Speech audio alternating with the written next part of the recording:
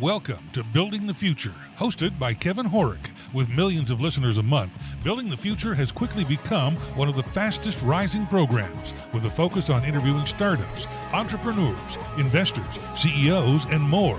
The radio and TV show airs in 15 markets across the globe, including Silicon Valley. For full showtimes, past episodes, or to sponsor the show, please visit buildingthefutureshow.com.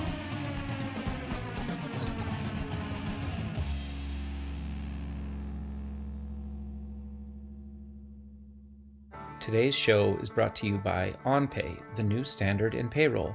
You can pay employees and contractors in minutes, automate your payroll taxes and filings, as well as provide health benefits and HR in all 50 states. For more information, visit buildingthefutureshow.com/onpay. Welcome back to the show. Today we have Phil Strazzulla. He's the founder of Select Software Reviews. Phil, welcome to the show. Hey, thanks, Kevin.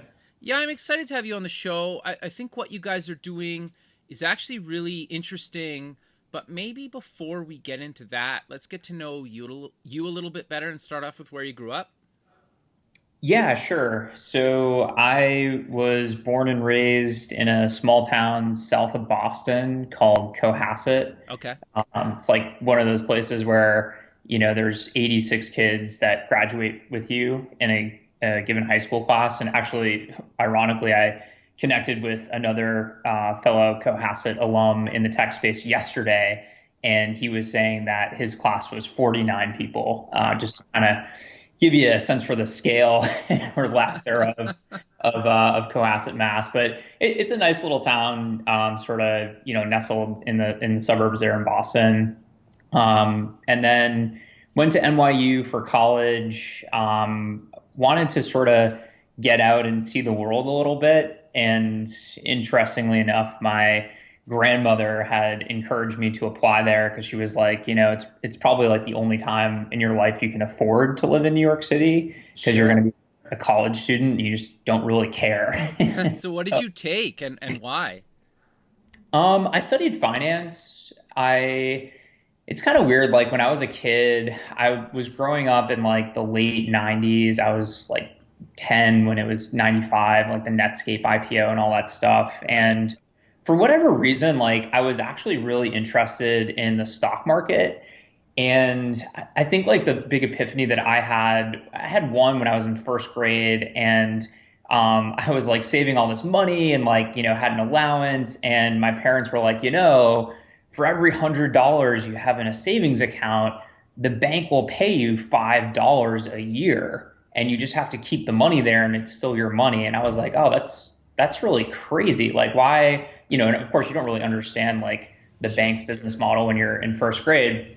But I was kind of like, oh, that's like better than doing manual labor. I should do that.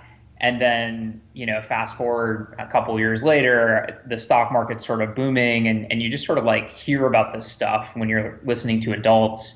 And it was, again, another one of these things where I was like mowing lawns, and which is, it's hard work, and you spend like a morning mowing a lawn and you get paid 10 or 15 bucks. And it's like, oh, if you own like one share of this company called Intel, and it kind of just like goes up every month, like you don't have to do anything. You just have to have enough money to buy a share of Intel. And so I was always interested in finance. My brother, who's a year younger than I, we convinced my mom one day to take us down to the local Fidelity branch, and we opened up brokerage accounts. I think I was like 11 at the time. Maybe he was 10. Wow. My dad was like, the market's too hot. Like, you guys shouldn't be investing now. It's overpriced, blah, blah. And this is like 95. So, of course, we know what happened the next like 4 years. Sure. And so we did it. We opened these accounts and we made a ton of money, for that age group. We got out in like the late 1999 period because we became these like Buffett disciples, and we were like, oh man, this, irrational exuberance, blah, blah, blah. I guess that's Greenspan, but you get the gist. Sure. And we were just sort of like into finance. And so when I went to college, I was like, I like this stuff. Like, I really like it. And it's also good because I know I'm going to make some money when I get out of school. School's really expensive, so you should probably get something out of that. I'm gonna study finance. Interesting. Okay. So you get out of school. Walk me through your your journey up until Select Software Reviews and deciding to get your MBA. Yeah, sure. So, when I was at college, I always sort of had this idea in my head that I would be like a hedge fund manager or something like that, right? Like I had Okay. this like natural drive towards finance. And then when I was a sophomore, my summer internship was at a two-person startup. I'd done the previous semester abroad in Italy, and basically like no company would hire me. So except for this like one like two-person company that was like, yeah, we'll pay you $10 an hour to like do whatever we don't want to do. And I just loved it. Like I was mostly doing sales, like outbound cold calling, but I did like some business development partnerships and stuff. And I just love the sort of impact you can have, the creativity that you can exercise in a small company. And so I was like, you know what? Like I'd actually really like to start a company one day. Like maybe that's actually a really good goal for me to have. And so after college, I graduated in '08. I had a job offer actually from Morgan Stanley to go join their like analyst program after school because I had done my junior year internship there. Right. And I did something that was really stupid where I actually let that offer expire. It was like November of 2007. The economy was already starting to fall apart, and I just didn't want to go work at Morgan Stanley because I was like, I'm just going to be like a finance person, Okay. and I really want to start a company. And so I let that expire, and I was like, you know what? The thing I really want to do is work in like a middle market investment bank. I'll work with the management teams. I'll learn about how to run a company. And so I just built like this basically prospect list of like every middle market bank in the US, who at that bank might be relevant to talk to. It could be like a founder, it could be somebody who's an NYU alum, and just started reaching out to them cold. Got a couple interviews, got a couple offers, and I ended up at the time what was the leading middle market bank, doing M&A, sell side M&A advisory right after college. Very cool. Interesting. Okay, keep going. Yeah, so that was '08, and I sort of like, landed my quote unquote dream job, super amped, moved from New York back to Boston to do this thing, and had just like a brutal year, doing this kind of slave hours investment banking stuff, like 120-hour weeks. Wow. I'm getting like some heartburn, honestly, like 10 years later, just talking about this, or 13 Sure. years later. Really, difficult place to work, like really tough culture. And then like the market just started to fall out. And in '09, so I'm like a year into the job, and I get called into my boss's office one day, and the founder of the firm's there. And I'm like, oh my God, like what is going on here?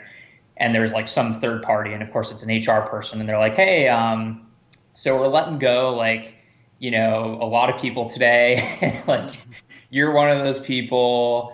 We're just going to have you like sign some paperwork, and we're going to give you 2 month severance, and good luck.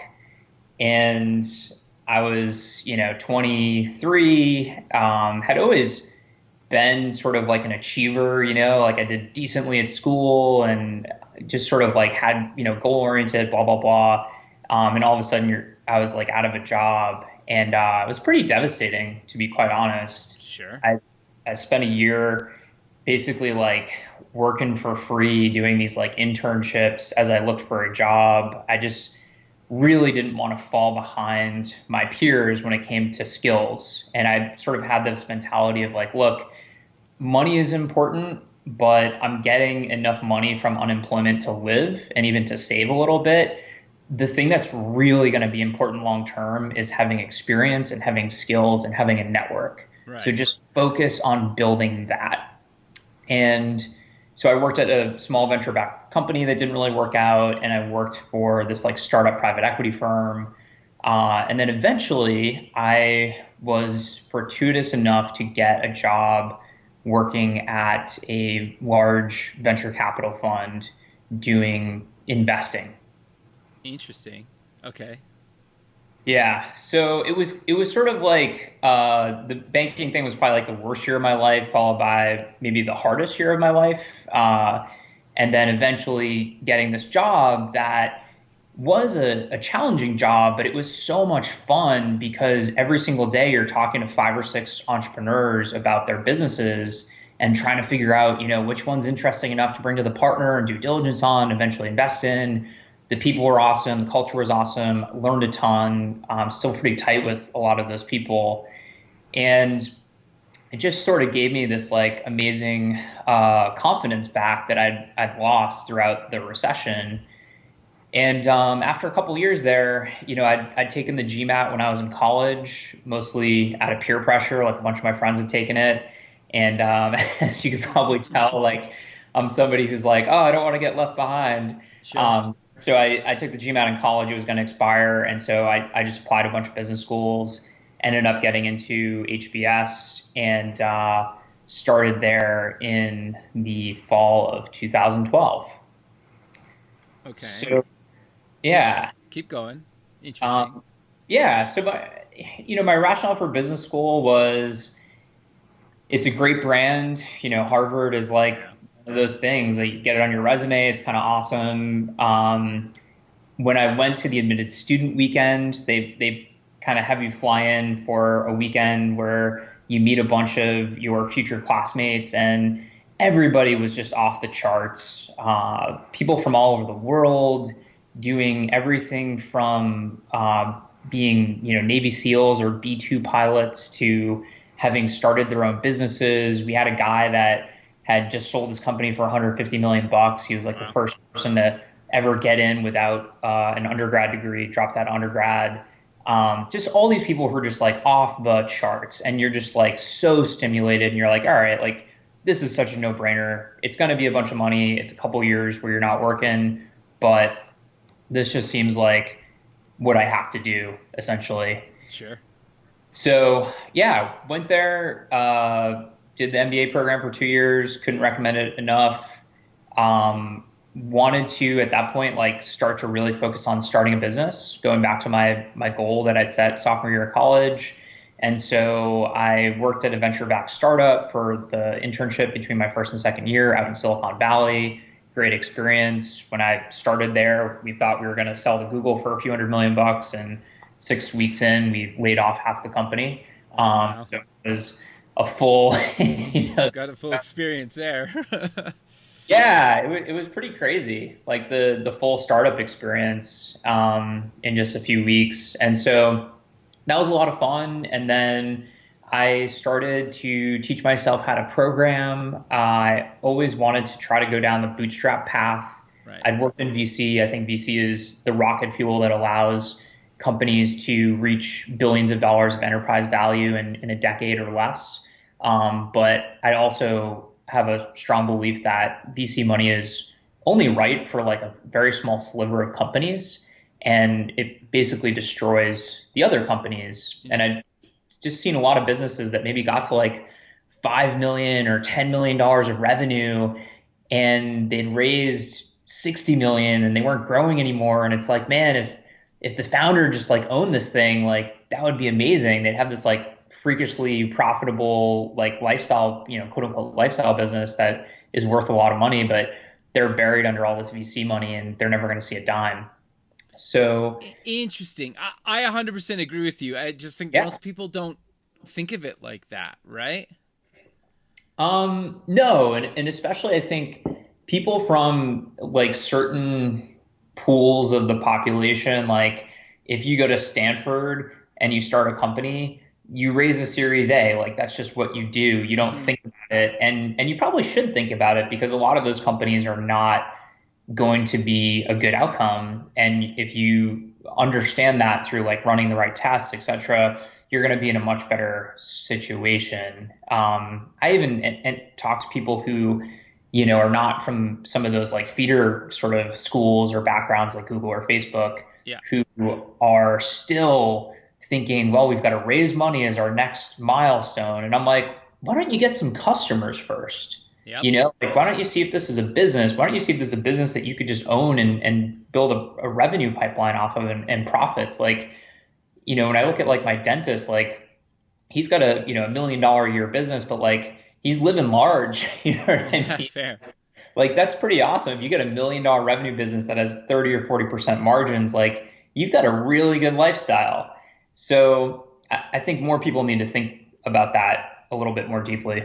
Well, but I also think it's an easier to create $1 million business where maybe you take home 100, 150, $250,000 a year, and instead of trying to create like $100 million business, right? Like, and I'm not saying you shouldn't try, but you need to think about creating $1 million business and then a $5 million business, then a $10 million business. And then you got to realize, like, can you take your business from 10 million to 100 million? Do you have the time, money, resources, a million other things? Because I've had enough founders on the show that sometimes they say, my idea is $1 billion idea. I know it. But Yeah. they need to sell it to another company that can get them to that $1 billion idea. Yeah. And it's like, because they just don't have a massive team behind them to get it there, or the money, or a handful of other things, right? And so I think just people need to be realistic about what they have. And I'm not saying you shouldn't kind of shoot for the moon, but you also need to be realistic at the same time. Like, what can you do with what you have? And some people have more or less, and it's so tricky sometimes. But you're right. Everybody wants to raise $100 million and kind of figure it out. But it's like, maybe you should just not raise and create like $1 million or $5 million business and live comfortably, and maybe sell it off down the road. Yeah. And it's all about priorities and egos and all this other stuff.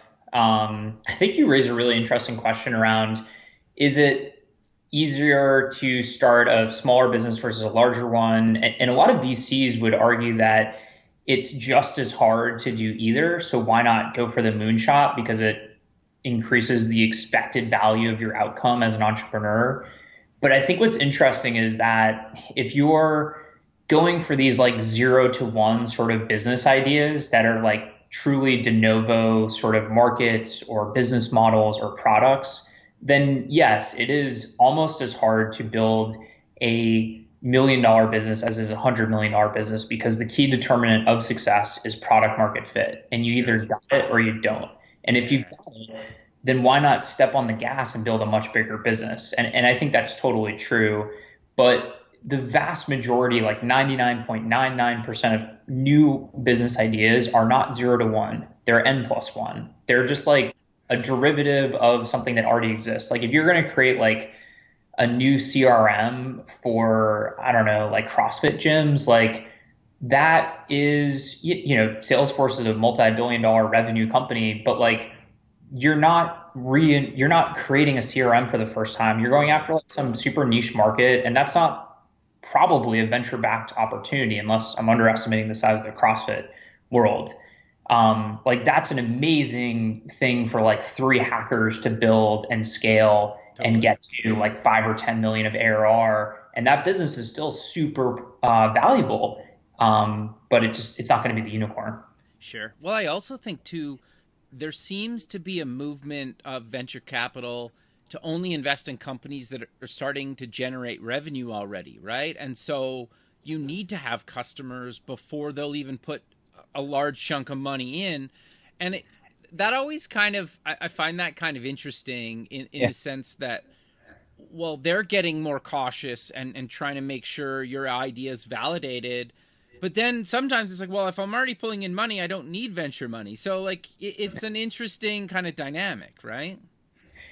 Yeah, it's funny to think about like why does that dynamic exist, and the implication is that like there's not enough capital to fund these like earlier stage ideas. But I think what's actually going on is that there's different types of capital, and entrepreneurs that are able to marshal the other types of riskier capital and get to a revenue stage are basically like graduating to VC, which is maybe like grad school, and high school is like your friends and family, and college is like angel investors.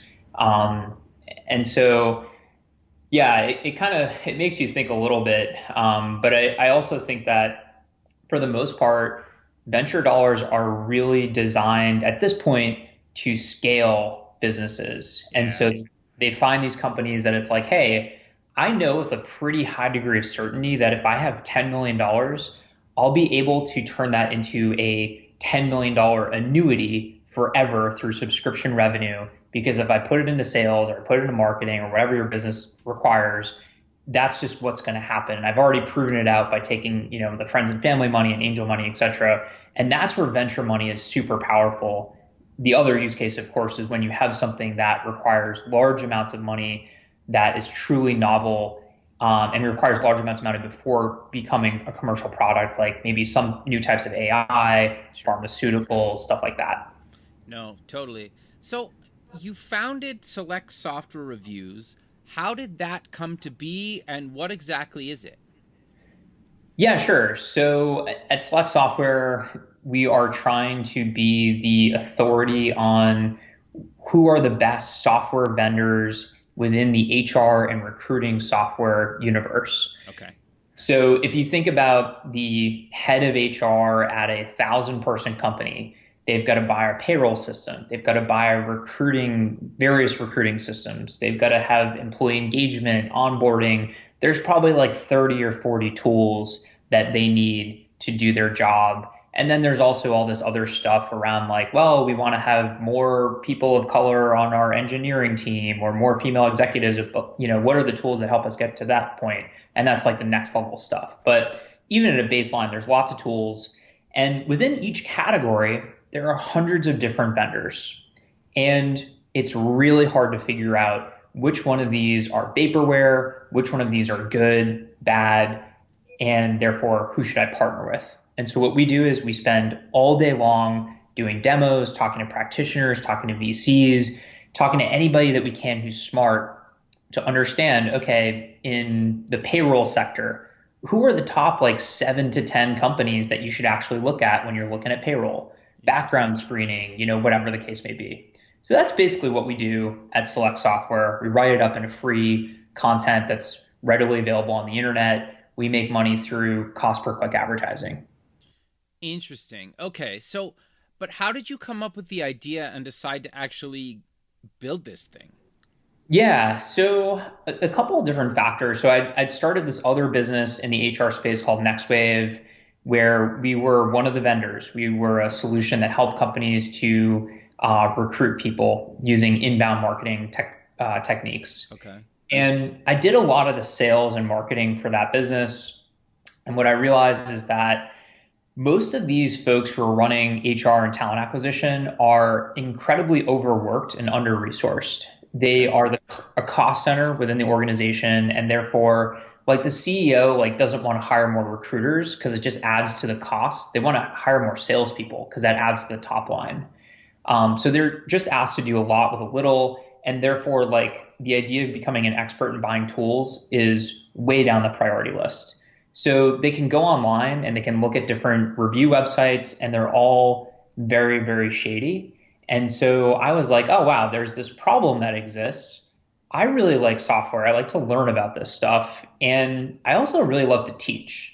I started this web series called Whiteboard Wednesdays as part of our marketing strategy that was pretty popular, where I do a 2-minute whiteboard video every Wednesday, kind of similar to Rand Fishkin at Moz, if anybody's like an SEO person out there. Yeah. And I was like, man, like if I could just basically take like Whiteboard Wednesdays, which is like this thing that's kind of working, and focus the content on what HR software to buy, that could be a business. And so I spun up a website, I created a bunch of content and did a bunch of stuff from an SEO perspective to try to get it to rank. And lo and behold, like people started sending me emails being like, hey, Phil, like this was really helpful, or giving me shout outs on social media.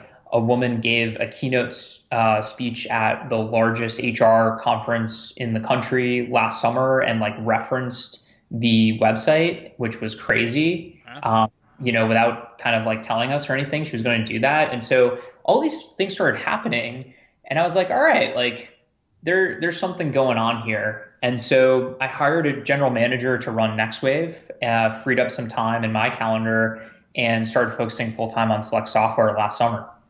Okay, very cool. Okay, so you quickly kind of covered it, but I want to dive a bit deeper. So if I'm HR person and I'm looking for software, how do I actually use your service? Yeah, so you almost certainly go to Google, you type in like what's the best Sure. applicant tracking system, right? Which is like one of these things that it has existed for a long time. It probably sounds really sexy, especially if listeners like aren't in the HR space, like applicant tracking system. This couldn't sound more boring in my opinion, but that's what you do. You go into Google, you type in what's the best applicant tracking system or best ATS, and then you magically end up on select software reviews. We're usually, ranking in the top one or two or three for queries like that. And you get to this page and we're like, hey, here's what we did. We did a few hundred hours of research. We did XYZ amount of demos, talked to this many experts. Here are the ones that we recommend. None of them paid us to be on this page. Here's why we recommend them. And by the way, if you're going to buy a new applicant tracking system, here's all the other stuff you need to know. Here are pricing guidelines. Here are questions you should ask on demos. Here's how you don't fuck up your implementation. Like all this stuff that if you do a good job, your business is going to improve and you're going to look like a rock star. Okay, interesting. So I get to the site. You guys broke it up by categories and kind of best HR software. Let's talk about those categories and why you guys chose to break them up like that. Yeah, so I just try to put myself in the mind of the HR leader, and I spend a lot of time every week with people, basically doing like free consulting. Like Okay. I have like a link on our website that's like to my calendar, and people can book office hours. We've got a couple of slots every week. I'm on the board of like the largest nonprofit subchapter for HR people in the country, and it's all about just understanding the persona of like what somebody care about, and that's how we've structured the content on the site. People are really focused on tools, and they're also to a lesser extent focused on use cases. And that's sometimes the content we do on our blog is like, that whole like, hey, let's get more people of color on our engineering team or what have you. Okay, interesting. So you mentioned it quickly. How do you guys monetize the platform then? Yeah, so we do a cost per click revenue model. So let's say on a given category, there are 10 companies that we really love. We always delay any sort of like advertising conversation with the demos. So if somebody's like, oh, okay, like what if we wanted to buy advertising? It's like, let's not talk about that. We don't want to understand like if you're interested or not or whatever. We just want to see if you're one of the best. Okay. When somebody's selected to be one of the best, we say, if you want to have a link to a landing page versus your homepage, which converts at a higher rate, if you want to have a trackable link, you can pay us on a cost per click basis. It's usually like a couple $100 a month. Okay. And that's how the business works. So it is undeniably like under optimized from a monetization perspective. Like our competitors would laugh at us because we could be making so much more money. We also every single week get emails from companies who say, how much do you want to be on XYZ page? And those companies are almost always terrible. And so we feature them. And so we're not making the big bucks like we could be, at least in the short term. But my hope is that in the long term, this resonates with people. They start sharing it more at conferences. And over time, we build that trusted brand, which I think is what you really need to build lasting value. Yeah, I 100% agree with you, but I think that's also extremely difficult to do. It sure is. especially for a capitalist like me, right? Like Sure. I'm the guy who, when I was 10 years old, was like, man, I want to invest in the stock market and make tons of money, right? Sure.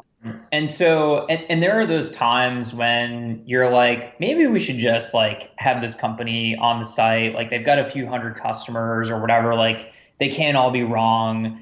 But I just sort of like keep thinking about that North Star, because at the end of the day, like our business is all about search engine optimization. And I want to believe in the underlying philosophy of Google's search algorithm, which is like doing right by the user. Right. And so if we do right by our user, we're going to continue to rank highly. We're going to continue to build a brand. And in the long term, I'll make a lot more money. And in the short term, I'm making enough to keep the lights on. Got you. No, no, it makes a lot of sense. So how do you kind of decide how to evolve the platform and the company over time? Because obviously things are changing, AI's coming in, a bunch of other kind of different ways to kind of hire people. How do you guys kind of keep up with that and find out and figure out, what's kind of too early stage, what's very relevant, what's coming next? How do you guys kind of stay up on top of all that stuff?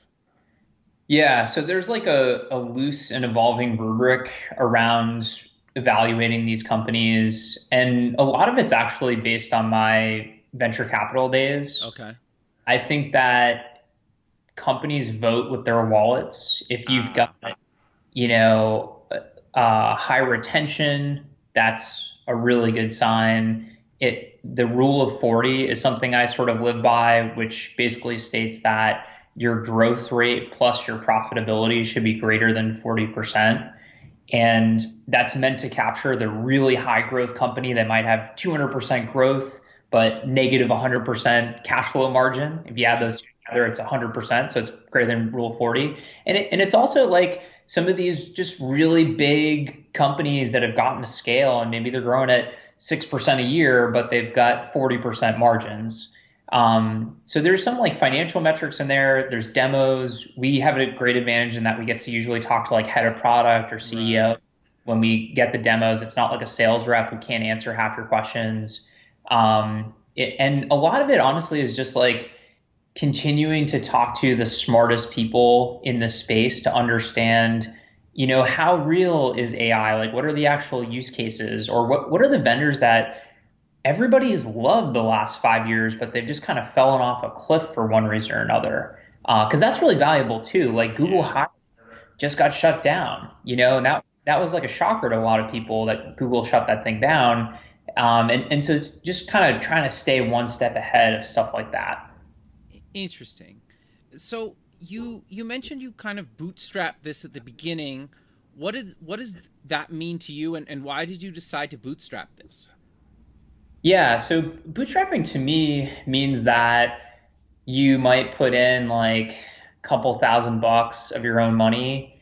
And that's sort of also a function maybe of my stage of life where I don't have like an 8-figure net worth that I can deploy like $1 million into something.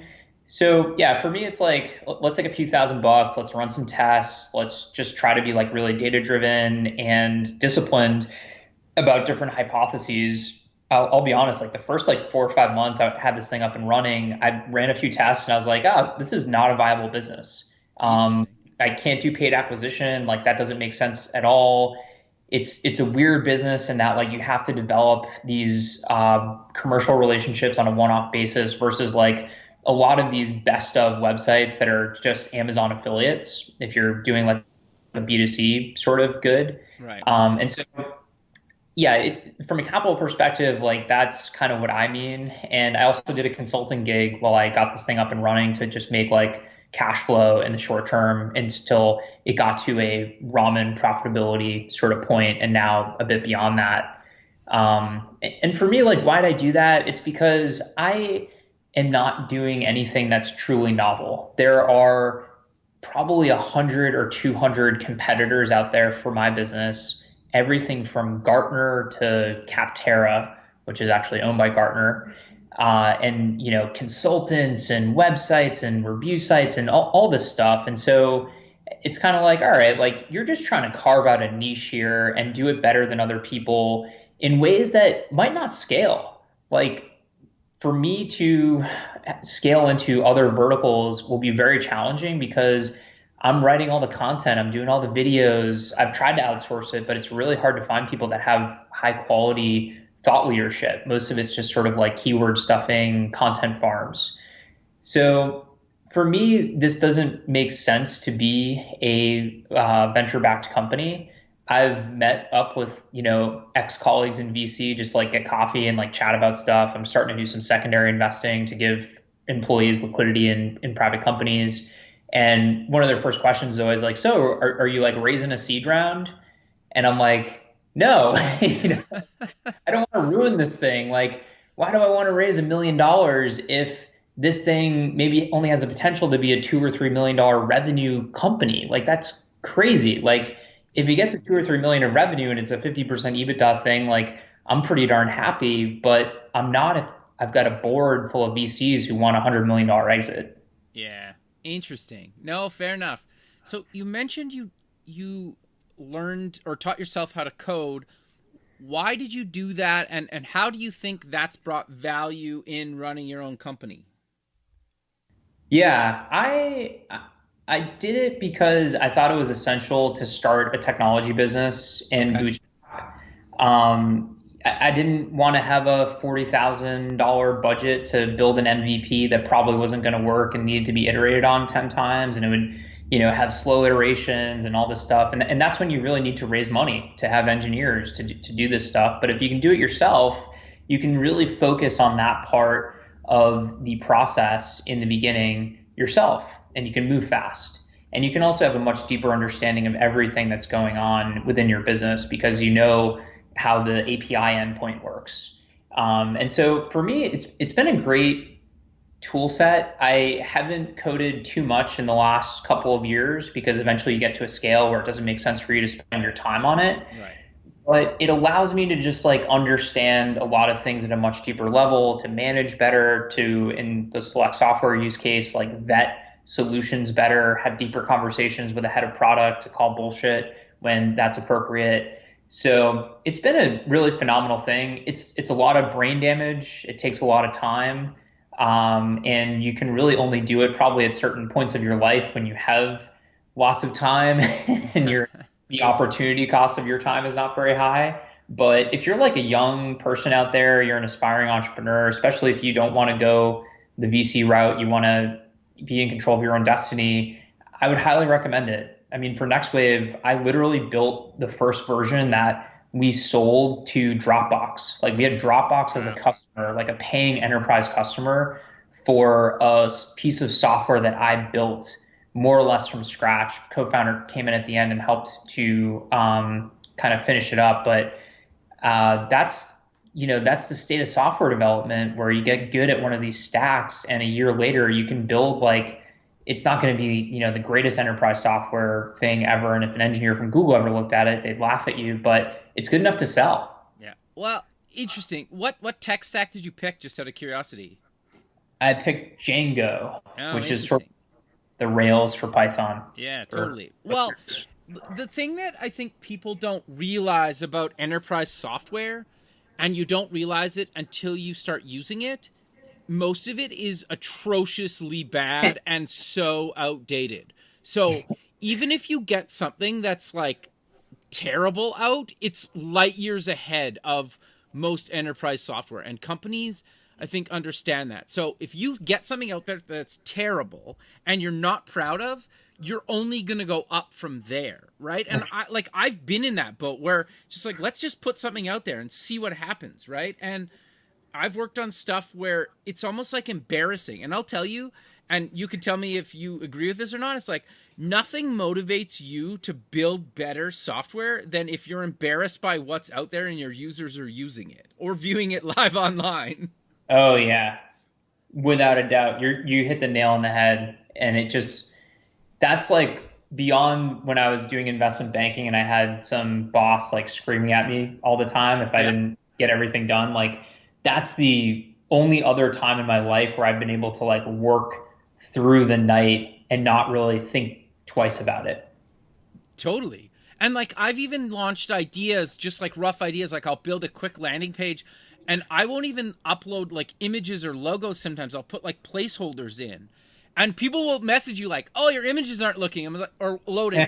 It's like you actually took the time to go to the site. I'm like, that's awesome. And then Yeah. they'll give you like, this is a good idea. I want to be a part of it. And it's like, okay, I spent 2 hours on this landing page and it's like broken. And I said, it's not even really live yet.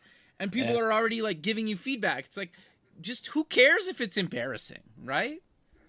Yeah, that's awesome, man. Yeah, and to your point, like that is such a motivator, especially if people start engaging with it and you're like, Totally. gosh, there's a spark here, and if I blow on it, it'll turn into a fire. Exactly. But you don't like there's no point in spending 40 hours or 400 hours on something and then you launch it and nobody cares. It's like I rather have something that you're embarrassed about, you put up and somebody's like pointing out its flaws and saying like, "How can I get involved and how can I help you?"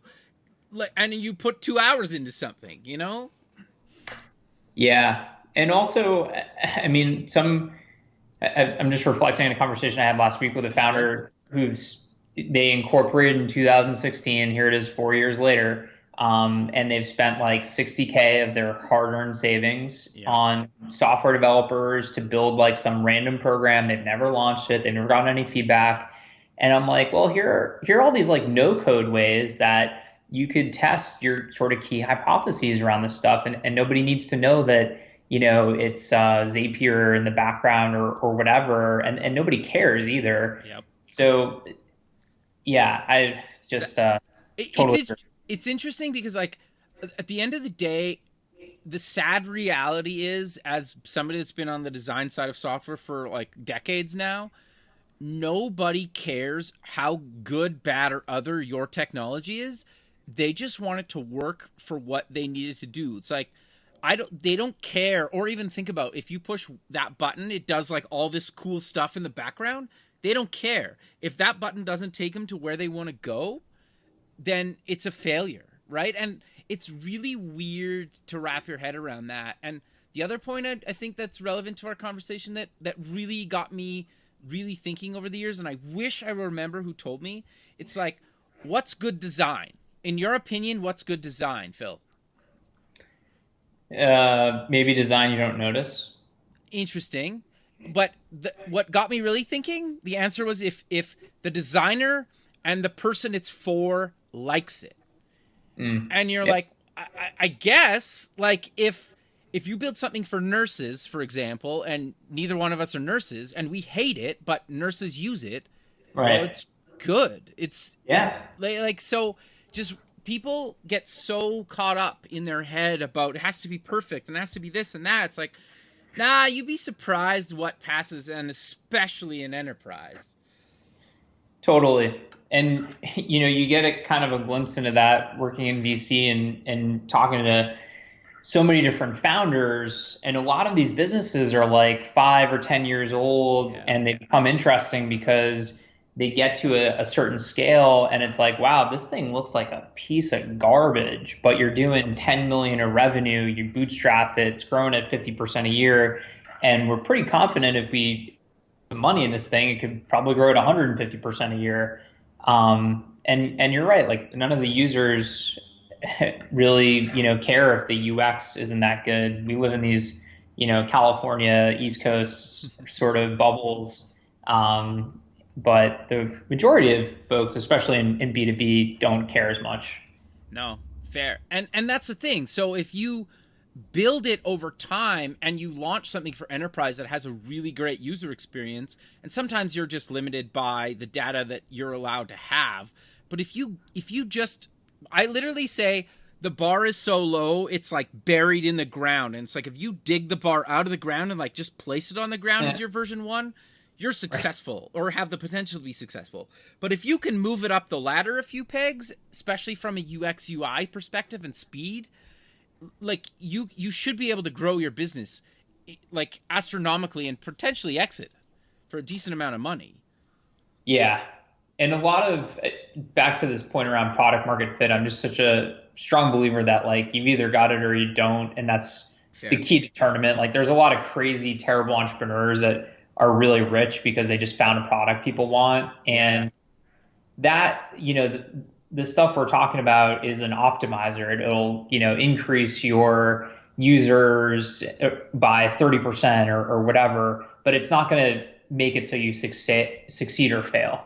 And so it's actually kind of a nice lever to pull like down the road when you've got a base of customers that's growing. And you're like, all right, let's take this to the next level by doing this like very basic thing that we know is going to work that we didn't prioritize in the beginning because it's not the thing that's the most important thing. And when you're building a company in the early stages, you can only focus on one or two things. Yeah, no, it's really interesting, and I'm glad that you're open and honest about this stuff, right? And I think at the end of the day, what I really try to do with the show is just get people thinking about their own situation, because everybody's in a different situation. Nobody's going to be the same. You can't follow somebody else's path, and you Right. need to figure out your own path and what works for you and kind of where you are in life. Sometimes you can quit your job and try to build something and take 2 years to do it. Other times you got a family and a mortgage and all this other stuff, and you have to side hustle 2 hours a week. And there's nothing wrong with either one. It's just, you shouldn't just say, just because everybody else does something, I need to do this. You need to figure out what works for you or what's going to work for you and try to build something. And it doesn't have to, it could take you 3 years to build a business that you eventually go to full time and you start out as a side hustle. There's no like right or wrong formula. And I think you would agree with that. Yeah, I've got a friend who had a side hustle for 5 years before Okay. focusing on it. And he focused on it 3 years ago. This year, they're going to do $10 million of EBITDA. And I'm also just reflecting on this whole, like choose your own path thing. I think one of the dangers of entrepreneurship is that you meet somebody who's really successful, you have coffee with them, and you're like, man, it's going to be such a great meeting. And it is. And they tell you like their advice from their very closed-minded view of the world and what worked for them. And that could be relevant. It could be 30% relevant, could be 90% relevant. Even the stuff that we're talking about right now from design perspective, like I'm probably mostly saying this because I'm an enterprise guy, but like I know you had Rahul from Superhuman, like he would probably be like, you guys are crazy. Like design is everything, right? Because he's got this like B2C thing, like Gmail supercharged and design. If he didn't have the design right on that guy, like it probably wouldn't have taken off. And so, Yeah, 100%. yeah, it's you gotta parse what's relevant, and that's probably the hardest thing about entrepreneurship, because it's going to dictate where you spend your time. But what is relevant for your business, and try to not take everything that we say for what it's worth. No, I 100% agree with you. And I think it also gets, you should get as many people's as possible opinion on what you're trying to do. Because you're right, like you might take 100% of what somebody says and try it all. You might take 10%. You might take none of it, to be honest with you. And sometimes the most successful people will tell you stuff and you're like, none of this is relevant to me. Like, this is great if I had $10 million to spend. I could do all of this stuff. But, Right. I have $2,000 and I'm learning to code myself. Like, that's a reality for a lot of people, right? And $2,000 might even be too much. Yeah. Yeah, totally. And it kind of sucks. Like I remember somebody actually told me, like one of our quote unquote advisors for our first business, he would just spew ideas for like an hour and a half. And he's like, and now it's your job to figure out what are the 10% of these ideas that are actually relevant. And I'm just like, that's such like a jerk thing to say. It's like, why don't you do some filtering? You know what I mean? But most people can't. And Yeah. that's why I think the very few people who can, who have that like intellectual discipline, most of them are honestly like investors, because that's sort of like one of the key traits. And if you can do that, like you're going to make hundreds of millions of dollars, just by being able to stay level headed and understand what's relevant for one business versus another. And so it's just like one of these things where it's really hard, but if you stay lean, if you test things rigorously, like you can very quickly understand many pieces of advice, what's relevant, what's not. No, fair enough. But we're kind of coming to the end of the show, so how about we close with mentioning where people can get more information about you guys and any other links you want to mention? Yeah, sure. So if you're having trouble sleeping, or you are one of the few people that needs new recruiting software, check out selectsoftwarereviews.com for some nice in-depth content on various HR tech vendors. I've got a blog at Phil Strazzulla that I've written on for the last like 10 years. I'm not very prolific, but there's a bunch of random stuff in there that people email me about that they like, or look me up on LinkedIn if you want to connect and chat or whatever. Perfect, Phil. Well, I really appreciate you taking the time into your day to be on the show, and I look forward to keeping in touch with you, and have a good rest of your day, man. Yeah, thanks for having me. I really appreciate it. Thank you. Okay, bye. Thanks for listening. Please visit our website at buildingthefutureshow.com to join the free community, sign up for our newsletter, or to sponsor the show. The music is done by Electric Mantra. You can check him out at electricmantra.com and keep building the future.